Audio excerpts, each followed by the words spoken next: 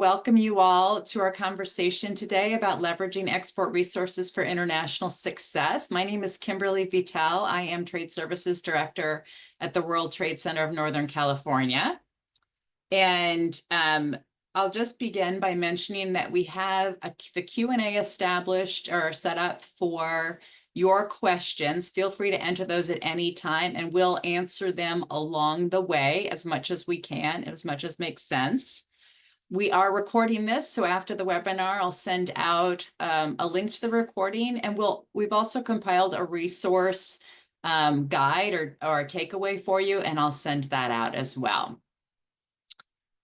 And with that, let's get started. Here's our agenda for today. We'll start with some introductions, so you'll get to know the people who are you're meeting today.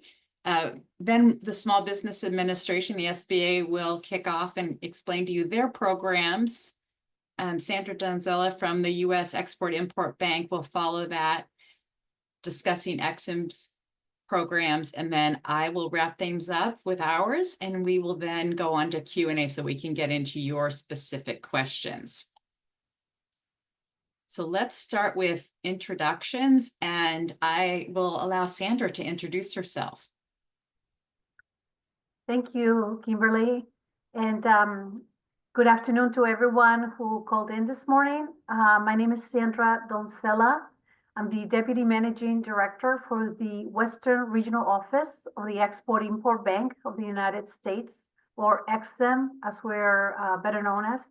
And I've been with EXIM for a long time, more than 20 years. Before that, I spent nearly 9 years in international banking, directly working with the programs that I will present later today, and happy to be here. Thanks, Sandra. As I mentioned, my name is Kimberly Vitale. I'm Trade Services Director at the World Trade Center of Northern California, and I'll share a little bit more about the World Trade Center and what we do later in the conversation. But I will tell you that my background is in international trade. I've spent the past 20 years 17 of that working in the for-profit side. I spent 17 years working for Victorinox, which is the Swiss Army knife company, and I represented the international sales for the travel gear division, so backpacks and luggage and briefcases. So my experience is definitely on the ground and doing international business, and I was very happy to come to the World Trade Center of Northern California and support businesses doing the same thing. Heather, can I ask you to introduce yourself? Absolutely. Thanks so much, Kimberly. It's a pleasure to be here today. My name is Heather Lutzy, and I have the honor and pleasure of serving as the Sacramento District Office Director for the U.S. Small Business Administration. The agency has been around since 1953, so we just celebrated, or we're celebrating our 71st birthday this year. And the whole focus of SBA is to support small businesses across the country with starting, growing, expanding into new markets, which is what we're going to talk about today. But we do a lot of other things as well, and we'll get into that in a couple of slides. Thank you for having me. Mike? Hello, everyone. My name is Mike Fazio. I'm an export finance manager with the SBA's Office of International Trade. I work with Heather and her team in Sacramento, as well with the district offices in San Francisco and Fresno. My office is located in San Francisco, and my territory is all of Northern and Central California. Glad to be here today. Thank you, Mike. And Heather, I gave you control so that you can start your presentation. Perfect. Okay, so again, SBA's sole focus is on supporting small business, and to that end, the SBA works to ignite change, spark action so that small business can confidently start, grow, expand, and recover after disasters. The SBA has 4 different legs to the stool, is how I would speak about that. Our lending programs, which we will speak about today as well, are probably the most popular. If you may, during the pandemic, have heard about our economic injury disaster loans or the Paycheck Protection Program, etc. So, but we also do what we refer to as 7A and 504 lending transactions. And truly, you as small business owners don't need to know those terms. What you need to know is SBA. So what we do is provide a risk mitigant to lending institutions that will allow them to get to a yes for your transaction. So perhaps you're short on collateral or don't have the historical earnings that are needed to qualify traditionally, then SBA would step in and provide the lending partner a guarantee. We do not do any type of direct lending other than in our disaster division. We also offer contracting programs, and through the federal government, there is a mandate, a law in effect that requires that the federal government issue specific percentages of small business contracts of federal contracts to small businesses. So SBA acts as the policing agency in that regard. We ensure that the small businesses are getting a bite at that apple of the federal dollars that are being spent. And just to give you an idea, $700 billion is spent per year by the federal government in procurement. Again, I talked a little bit about the disaster assistance and our direct lending.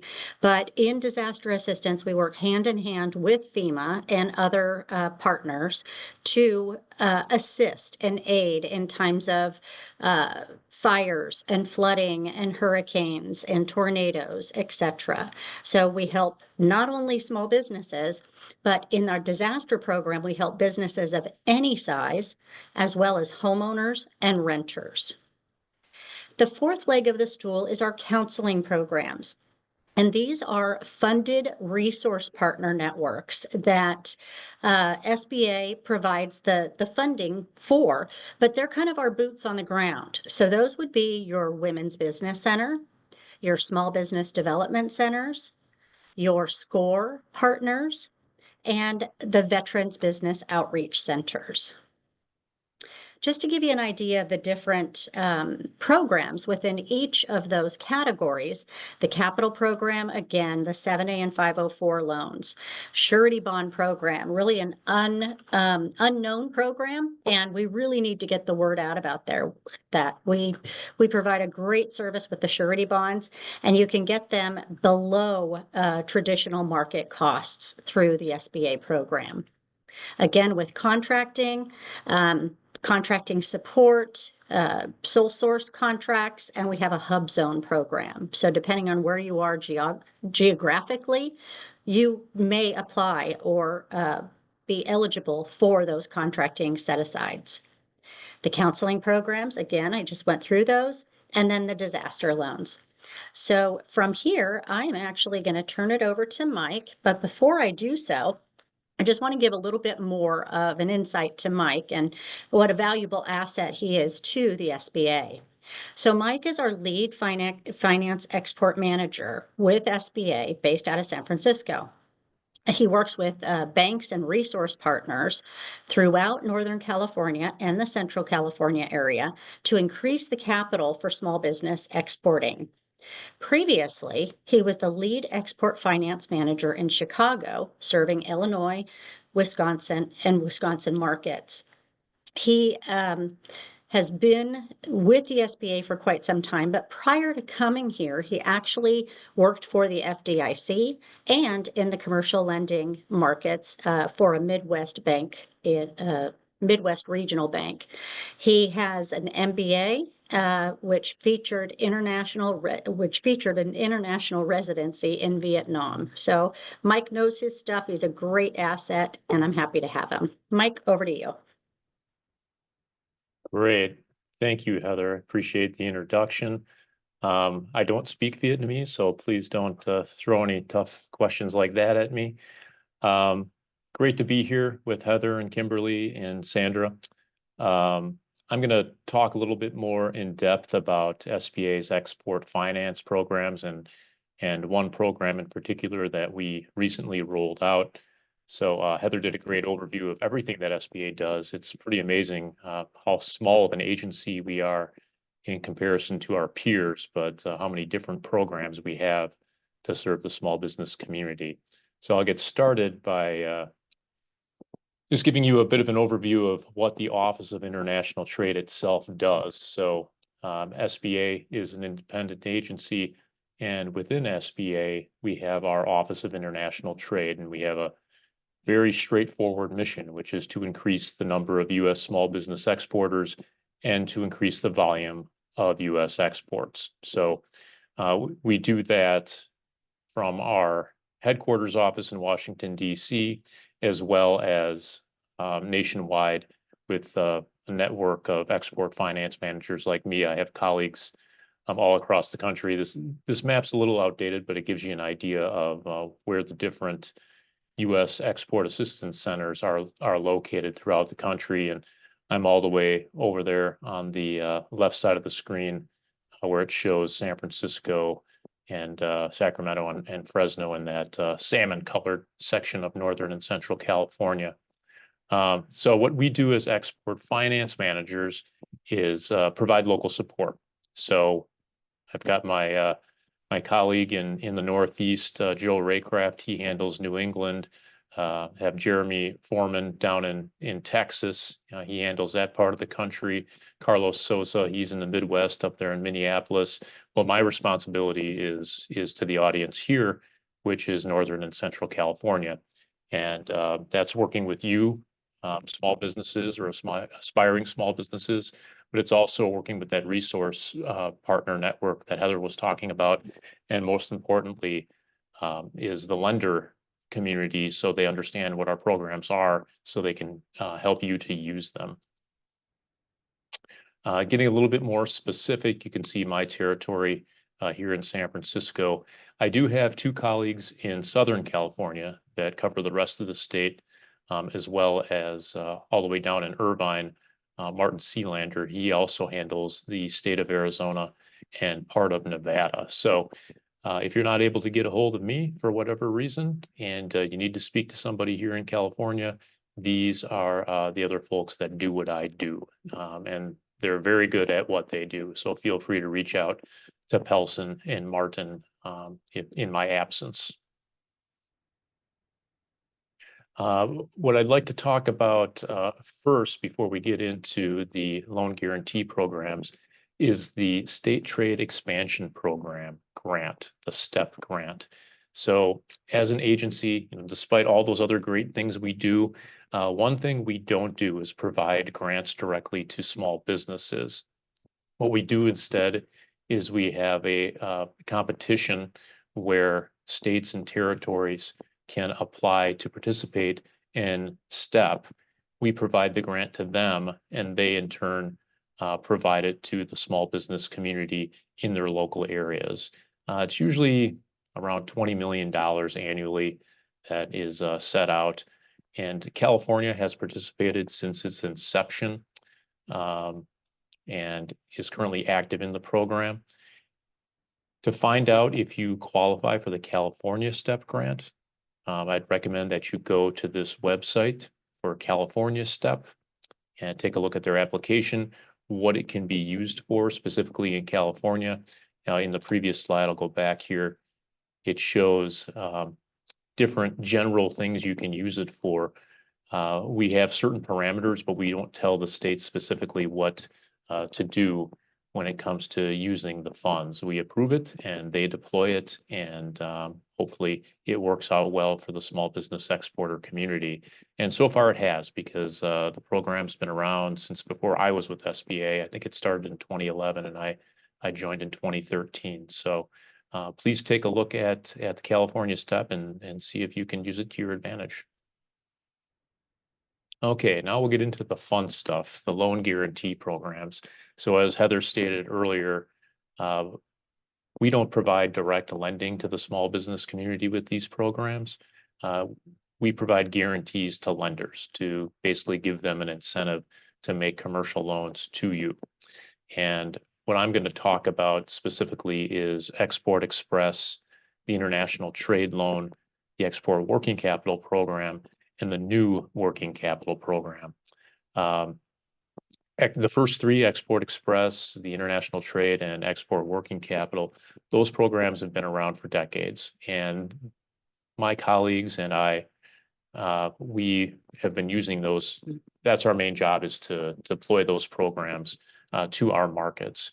What we found out with the export working capital program is it was fulfilling its mission very well. It was helping small businesses to sell to their foreign buyers and fulfill their financing need. But they weren't able to use it for domestic purposes, and we'll get into that a little bit later. SBA overall has a $5 million limit, whether you use multiple programs or you use it all in one program. Export Express, that's a delegated authority program, so it's limited to $500,000. Even though you could go up to that full amount, the average is about half of that. The international trade loan, that you could use all the way up to 5 million, but on average it's about 2 million with its use. Export working capital program, that's about 2 million, even though you could go up to 5. And the working capital program, this new pilot program, is also up to 5 million, and we'll get into more detail on that later. The biggest thing with the three export programs is it provides up to a 90% guarantee to the lender.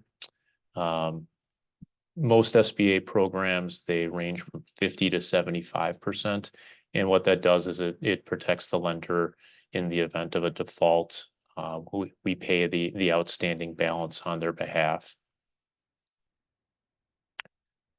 Specifically, what the Export Express program can be used for is export development. It's the most flexible program because it can be used for lines of credit. It can also be used for term loans. Essentially, the way we look at it is it's best used for export development. So, you want to attend a foreign trade show, you need to translate some information, especially online if you're going into foreign markets. But it can be also used to finance smaller export orders, and even on the lower end, purchasing fixed assets if you need equipment or real estate to support your exports. So this program is what's called a delegated authority program.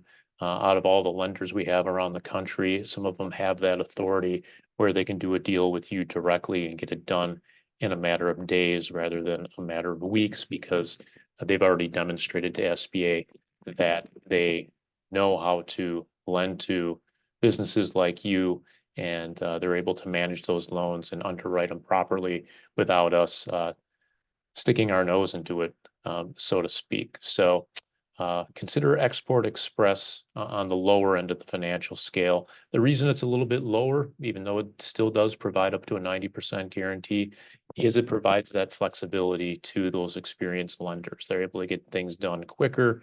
In exchange for that, it's a little bit lower ceiling. The International Trade Loan Program is real specific for expanding exporter capacity. And what's specific about it is you wouldn't use this for a line of credit. You can use it for permanent working capital, but for the most part, it's for fixed assets. It's for machinery, it's for equipment, whether you're expanding it or acquiring it. It's up to $5 million in financing. So if you were buying bigger pieces of equipment, or you're buying real estate here in California, that's generally more expensive than the rest of the country, you could use this term loan program up to $5 million on its own. But there are no minimums to any of these programs. If you wanted to use the ITL for as low as $100,000, that's entirely possible. The Export Working Capital Program, this is the one that we're most familiar with because we do the underwriting on these directly. And this is strictly capital to fulfill export orders. You have a foreign buyer, you need working capital to fulfill the order. That's what you use this program for. This is also up to $5 million standalone financing, and there's different ways that it can be used. It can be single transactions, it can be revolving sales. There's flexibility within how you use the program, but its purpose is short-term working capital.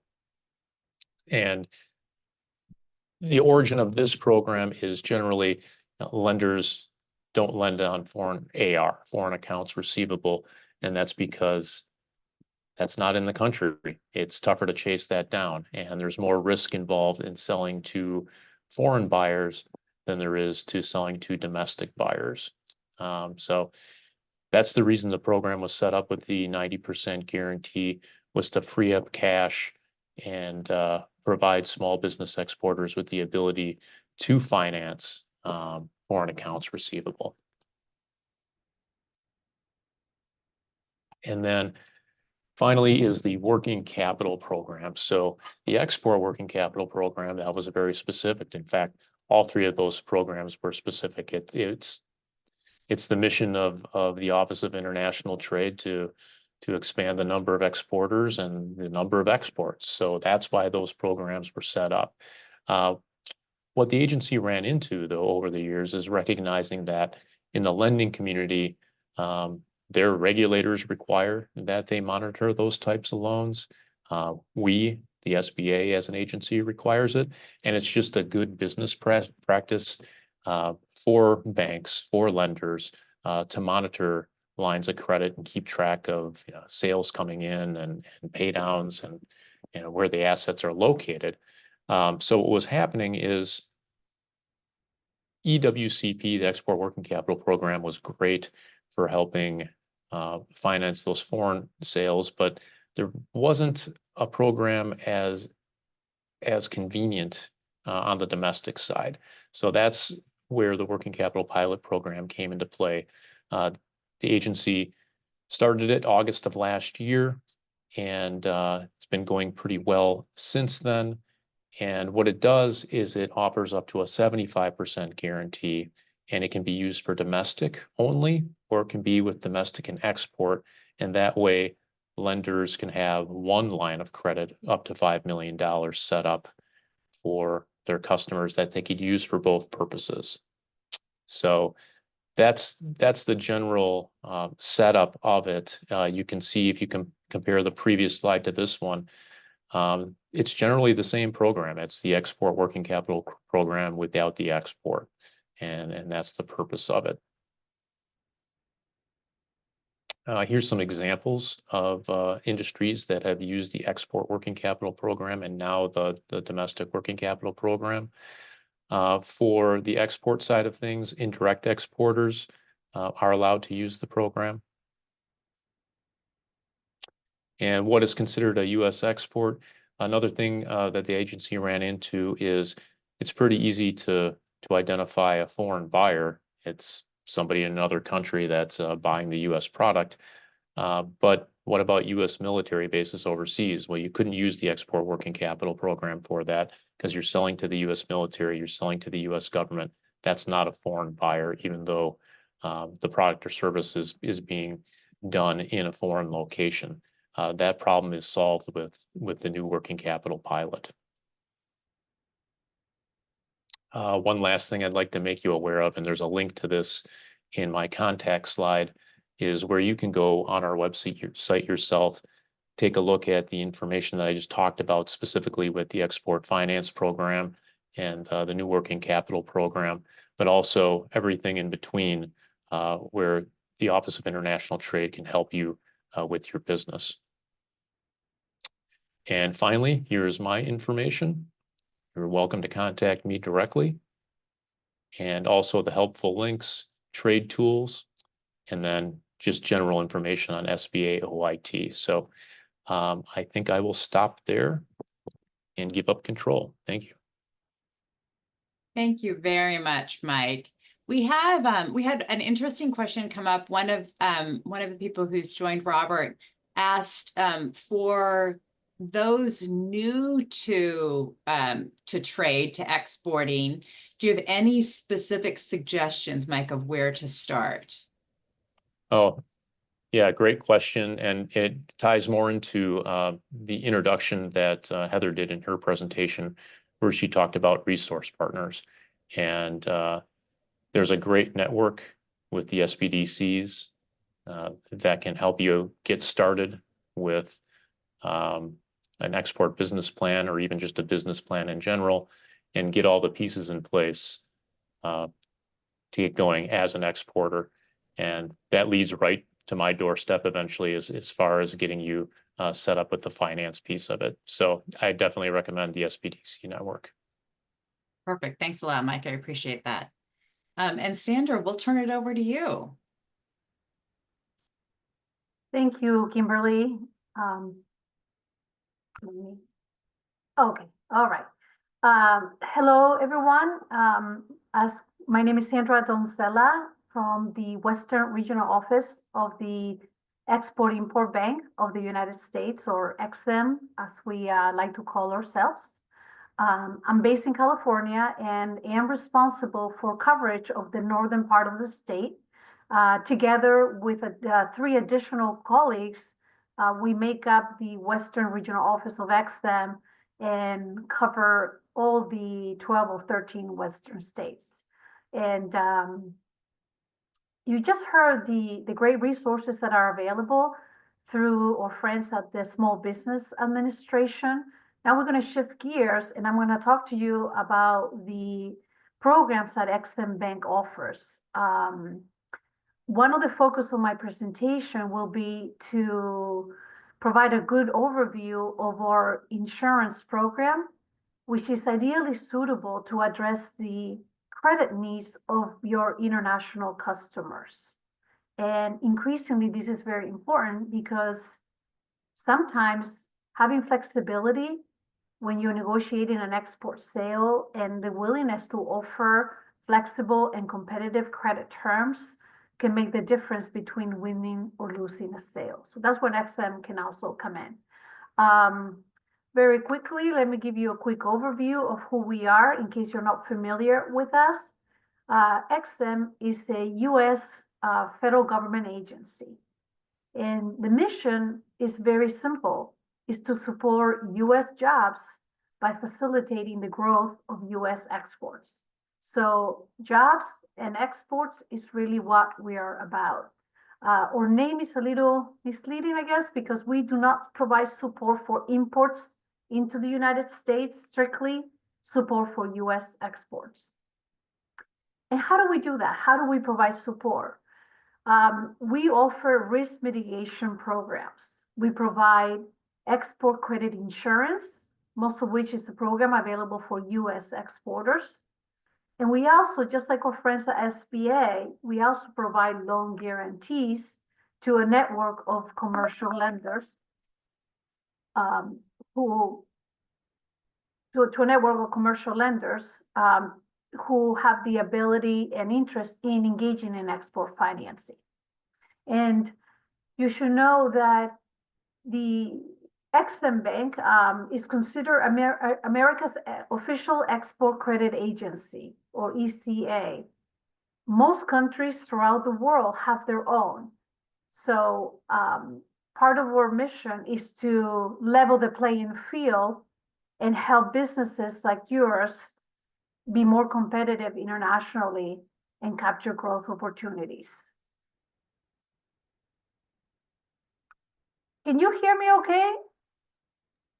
Kimberly, Yep. My slides keep moving. We can hear you. I'm sorry. I think I might have done that too, but you should be good now. Okay, all right. EXIM Bank also, we work with companies of all sizes. This is one of the differences between EXIM and our friends at SBA. We can support businesses that are small, medium, or large, but we are very proud of the strong support we offer to small businesses, which consistently, year after year, do represent the majority of our customers. Last year, for example, it was, I believe it was 86% to be exact. The year before, 2023, it was 88%. So small businesses are quite important to us. And especially if you are interested in insurance, no transaction can be too small for us. And in terms of what we do, there's really 3 primary programs that EXIM Bank offers. If you are already exporting and you are selling internationally on open account credit terms, EXIM can ensure your foreign accounts receivables. And I'll explain more on that momentarily. That's, again, that is EXIM's most demanded program. Conversely, if you are growing internationally, perhaps, and you need financing to sustain that international sales growth, or perhaps you receive a sizable export contract and you need financing to fulfill it, EXIM can be a resource through our working capital loan guarantee. And third, if you happen to be engaged in selling capital equipment, machinery, maybe it's ag equipment, maybe it's aircraft like crop dusters, mining equipment, medical equipment, bigger ticket items, where perhaps you have a customer in a developing country where access to a term loan can be far more expensive and difficult to come by. We have a program where we can help your customer, the importer, access a term loan, typically payable over a repayment term of up to 5 years, and so that they can buy from you. So these are all risk mitigating programs, either loan guarantees or export credit insurance, with the goal to help turn export opportunities into realities. And like I mentioned before, your competitors, if you happen to already be exporting and have competition from abroad, chances are they may be leveraging their own export credit agencies to offer flexibility internationally and win more sales. So again, we want to level the playing field for you and help you export more. We are open for support pretty much all over the world in more than 180 countries. But we do have certain restrictions in some countries. You probably can guess, in some countries, we are not authorized to do anything due to political reasons, like Iran, North Korea, Russia. In other countries, however, we may be closed due to economic reasons. Argentina, Ghana, those are good examples. And in other countries, we may be open, but with some restrictions. And the restrictions are noted in our country limitation schedule as note numbers. So we have a country limitation schedule, which is published and posted right on our homepage at exim.gov, which changes periodically as country conditions change. And it's a listing of all the countries in the world. It's done in alphabetical order, and it tells you what our position is in a given country. So now let's get into the nitty-gritty of EXIM's most demanded program. This is really the focus of my presentation today, because businesses that are exporting usually will find out that they will develop a need for it, even if it's just with one international customer. What insurance is basically an insurance policy that protects your foreign accounts receivables, meaning you ship your product and you've given your customer a specific number of days to pay you. So just like your customers domestically typically look for open account credit, same thing with your international customers. Most buyers abroad will gravitate towards suppliers that have that flexibility of giving them perhaps 30, 60 days to pay. But what happens if they don't pay? It's very difficult to collect internationally and expensive as well. So recognizing that, and with the goal to help our exporters be competitive, EXIM offers export credit insurance. And it provides 90 or 95% risk protection in the event of lack of payment by your international customer due to commercial or political reasons. And I'll explain momentarily what we mean by that. The goal of the program is that with the risk minimized considerably to you, it will empower you to offer flexible repayment terms. 30 or 60 days is quite common. Occasionally we see 90 days, but we can go longer if that buyer qualifies. Typically, we can go up to 6 months for just about anything except for perishable items, and up to 1 year for equipment. And in addition to risk protection and the ability for you to use it as a powerful sales tool, it can also be used to maximize your cash flow and increase your borrowing base. And that's because all of our policies can be assigned to a bank. And most lenders will finance foreign accounts receivables, but generally only if they are insured. We also have a lot of information on our websites and videos that explain what insurance really is, how it works. And I've included a link here to one of our insurance videos if you wish to learn more. And in terms of the type of policies we offer, we can insure your entire export portfolio. So if you happen to be an active exporter already and you have a customer base of, say, 20 international buyers, it could be distributors, maybe end users, retailers, or a combination. And if you decide you wanted to insure all of them, perhaps you just want to sleep better at night knowing your foreign receivable portfolio is insured, then we would talk to you about a multi-buyer policy. Sometimes, however, some exporters don't want to insure their entire portfolio. Maybe you only want to insure a portion of it. Maybe out of the 20, you want to insure just 10 that you may be concerned about. We have that option through our multi-buyer Celeste risk policy, where it's more of a negotiated portfolio. And all of our multi-buyer options, by the way, offer 95% cover on the invoiced amount.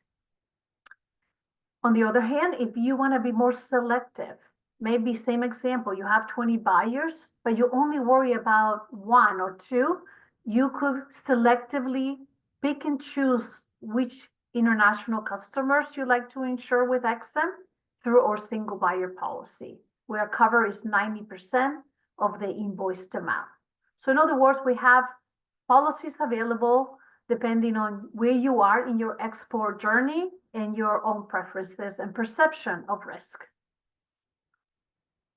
In terms of what we cover, let's talk a little bit about the risks that EXIM Bank can insure. I said earlier, we can cover non-payment due to commercial or political risk. Commercial would involve buyer insolvency or bankruptcy, but also, and this is really important, also situations where they remain in business, but they're not paying. And it could be due to a variety of reasons. Perhaps there's a downturn in your customer's local economy that impacts their ability to pay. Maybe there's a devaluation, for example, in their currency that results in lack of payment. Or perhaps, God forbid, there's a natural disaster, a tsunami, earthquake. If it impacts your buyer's operations and results in non-payment, that will be covered as well. Or say they get purchased by another company that doesn't pay their debt. Or sometimes a buyer may simply become unresponsive and you may not necessarily know why they didn't pay you. We would cover that as well. On the political front, we cover the more obvious types of risks, such as civil unrest, riots, war, revolution, insurrection, or any government action that would prevent your buyer from making payment, such as the imposition of foreign exchange restrictions. Meaning if they want to send you the payment, but they can't send dollars out of the country, we will cover that risk as well. Or the cancellation of your buyer's import license after you ship your product. Or conversely, if the US imposes restrictions on exports to your buyer's country and you've already shipped, that would also be covered. The one thing we don't cover, however, are disputes of any kind, meaning you ship red, the buyer wanted white. We just don't have the resources to judge, to get into dispute situations and judge who's wrong or right in a dispute situation. But having said that, we do require the buyer, if they're claiming a dispute, to provide written evidence to the validity of that dispute. In terms of the cost, EXIM Bank, as a federal agency, we're not out to make money, but we do charge a premium rate for insuring 90 or 95% of the costs, and a small fee of $500 for small businesses to set up a policy. But most of these policies have no deductibles. There's no application fee. We don't charge anything to underwrite the buyers. There's no renewal fees either. And the premium rate does vary depending on the policy being pursued. So for example, a popular program is the Express policy, which is more suitable for businesses that are small and have a limited export portfolio of no more than 10 international buyers. There, EXIM charges a premium rate of 0.65%. And so, for example, on a $25,000 sale, it would only cost you $162.50 to insure it. That's applicable to repayment terms of up to 60 days. The longer the term, the more the premium, the higher the premium becomes.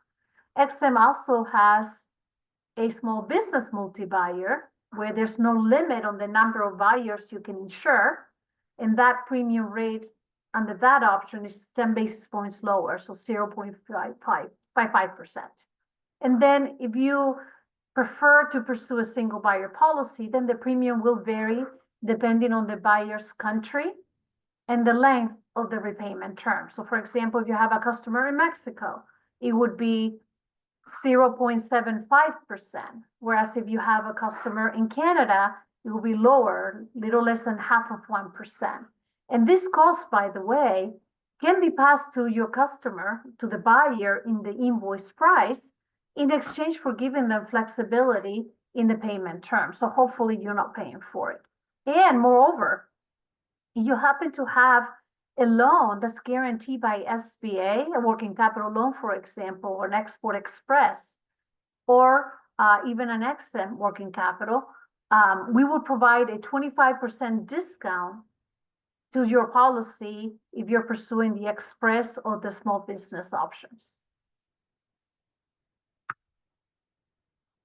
In terms of how the program works, basically, you do not need to have a firm export order to apply for insurance, but the international buyer does need to have been identified, their address, the country, and you need to have an idea of the credit limit you are looking to get established for your buyer. The credit limit essentially should be a reflection of the maximum dollar amount that they will owe you at any point in time during the next 12 months. And that dictates the type of credit information that we would need to assess the buyer. So you submit your application, it gets approved, you offer the buyer the repayment terms, let's assume it was 30 days, you ship your product, invoice the buyer, and you pay after you ship the product. You have more than a month to report it to EXIM and pay the premium. If they fail to pay down the road, then you file a claim to EXIM and we pay you 90 or 95% of your loss. So in very simple terms, that's how the policy would work. To qualify, I mentioned earlier, EXIM is here to support US jobs. So for that reason, we are bound by foreign content restrictions. For us to engage, we do require that the export items be produced in the US with more than 50% US content. And we measure content at cost, the cost of the components, the parts, or labor. US labor often will bring it up substantially, but exclusive of markup. We also require a bit of a track record. Ideally, we want to see at least a 3-year sales producing history. And that's a requirement both on the US exporter as well as the buyer abroad.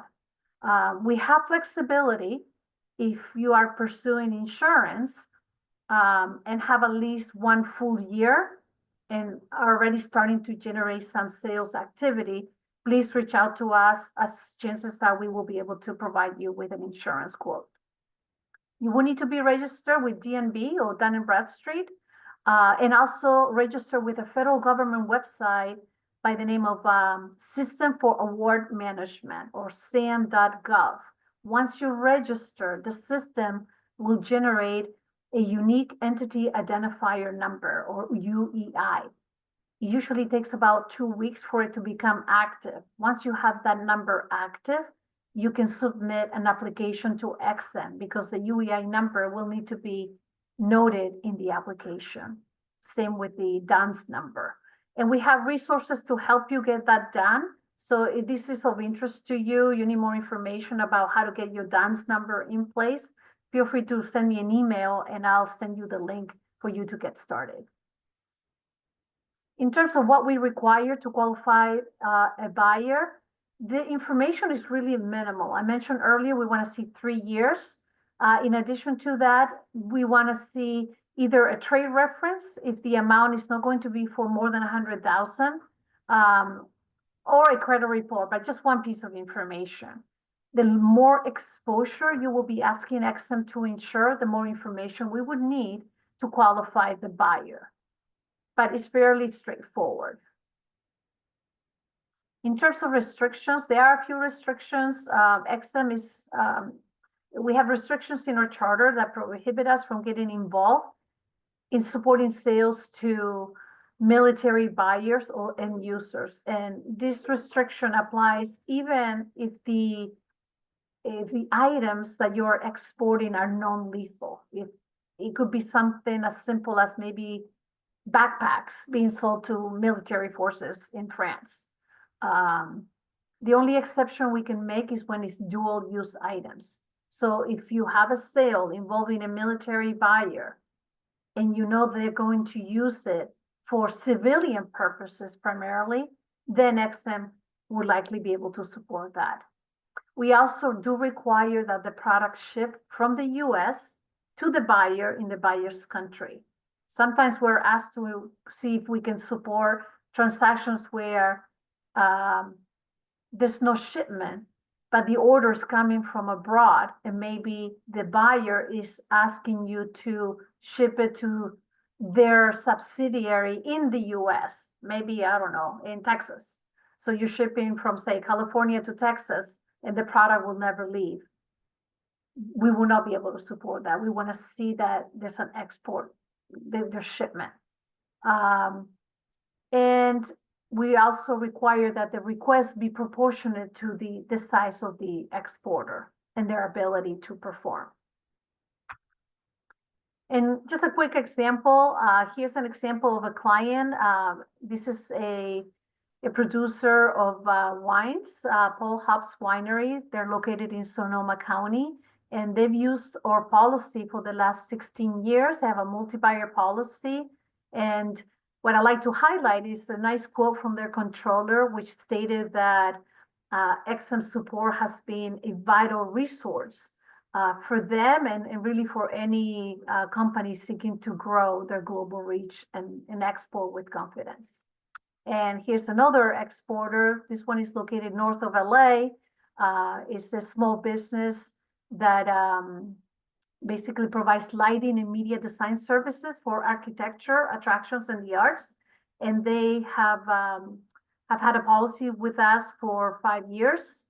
And again, here's another quote from their CEO that stated that they will not be in business today. We're not to help from EXIM, and they've used SBA and the Small Business Development Center as well.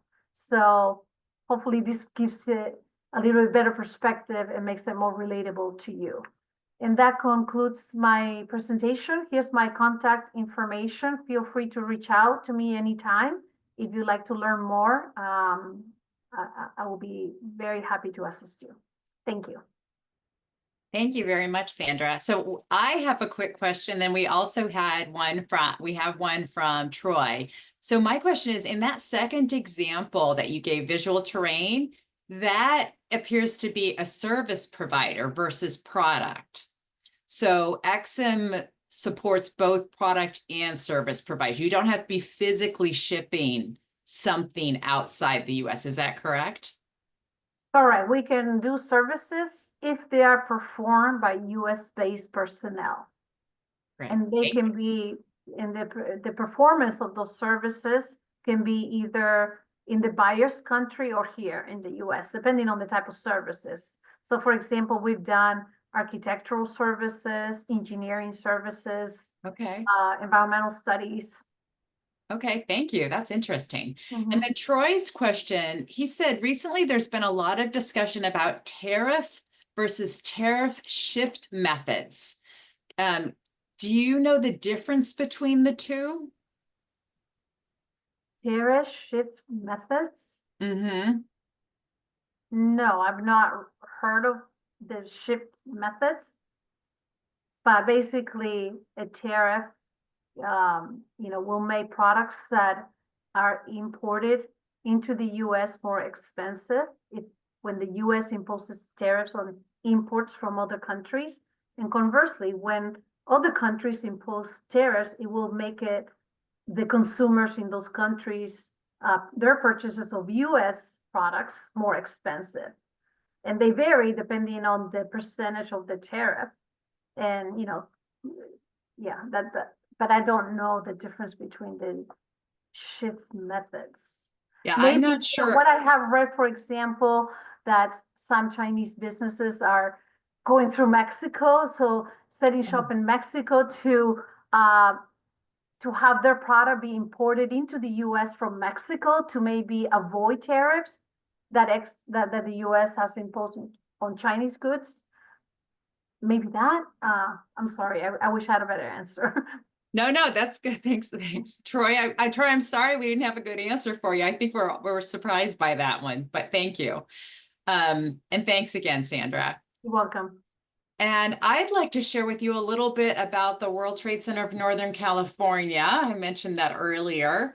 We are based in Sacramento. We also have an office in San Francisco. We're a member of the World Trade Center Association. There are over 300 World Trade Centers around the world, 90 in the United States. The headquarters of the World Trade Center Association is the World Trade Center that we all think of in New York City. And we focus on technical assistance programs. So our goals are all related to helping specifically Northern California businesses get products and services from California outside to other countries. And so we work with international trade, importing and exporting. And specifically, the program I'll share with you today is the World Trade Connect Incubator and Accelerator programs. Those are funded through a grant from California Governor's Office of Business and Economic Development, which is fondly known as GoBiz. And they are the administrators of the STEP grant that Heather Lutzy spoke to earlier. So it's an SBA program. It's administered in California by GoBiz. And that's where the funding comes for our World Trade Connect programs. So I feel like this is going a little bit back to the basics, but it's fun to see this. The question of why export, it's a huge opportunity. Over 70% of global purchasing power is outside of the United States. So when you think about the opportunity that exists within the US, now imagine that tripling, quadrupling, and now you understand kind of all the other money that's out there, all the other consumers that are out there. Exporting companies grow 2 to 4 times faster than those that just remain domestic. They are 17% more profitable, 8.5% more productive. They also pay their employees more. And probably particularly important when we're talking about difficult times is they're more resilient. They survive longer because they're competing in different markets rather than very restricted markets. So specific to the World Trade Connect programs, the question is, if you're ready to expand internationally, we ask businesses to look at the 4 Ps.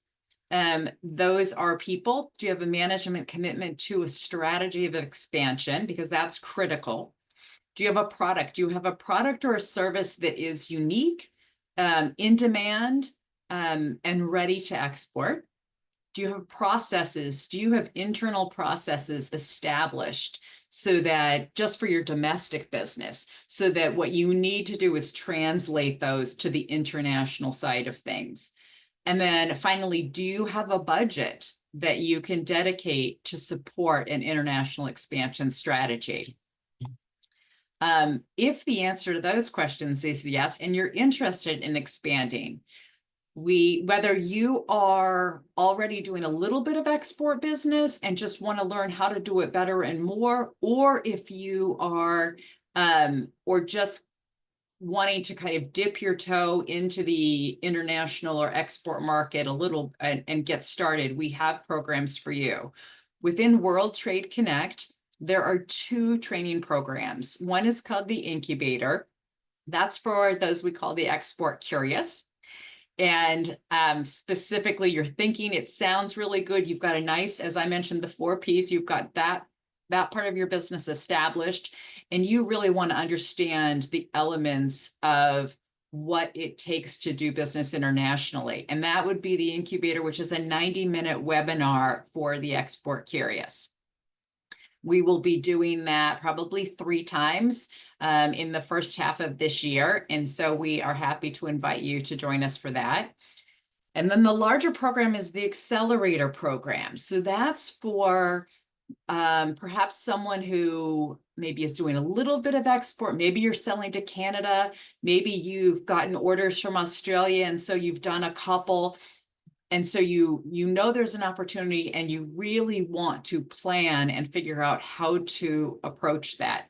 The Accelerator program is a 10-week program to help you develop an export business. I mentioned kind of the Incubator specifically and what's covered in that. So I'm going to skip because we're low on time, specifically to the Accelerator. It is a no-cost program. We will have 2 cohorts of 10 businesses each, so it's also a very exclusive program. The first cohort is February through April, and the second is May through July. It's all online learning. It is one-on-one expert counseling and coaching. So you don't just get online learning in a group. You also every week have a 1-hour private session with an international trade expert. And that expert is helping you develop an export business plan. So just like the business plan for your business in general, this is specific to how are we going to export. The program gives you assistance with global market research, an assessment of your company's website for the global audience, the opportunity to pitch for up to $7,500 worth of funding to do with whatever you want, and help applying for the California STEP grant, which is worth up to $10,000 to fund international expansion. Requirements, it's open to product and service companies that have been in business for at least 1 year, and with 51% US content. I know that was very fast, but I wanted to stay on time. You can learn more on our website. There's also an opportunity to complete this form if you're interested in the Incubator and to apply for the Accelerator program. You can scan this QR code to apply, or you can reach out to me directly. I mentioned at the beginning that we'll send out a resource flyer after this, and that flyer will include all of that information. So it'll have all those codes, all those links. It'll have all of the links that Michael, everything that Sandra talked about. It'll have contact information for all of us. And I know we're over time, and I'll just ask finally if there are any last questions. It doesn't look like we have any, so I think we've answered everything along the way. So thank you to Sandra, to Heather, to Michael for sharing all of the resources that are available. It's really good information. I'll encourage everyone to check out the websites, and contact us if there's anything that we can help you with, if you have any questions. Thank you. Thank All you. right. Take care, Bye-bye. everyone. Have a So great much. day. Bye. Bye.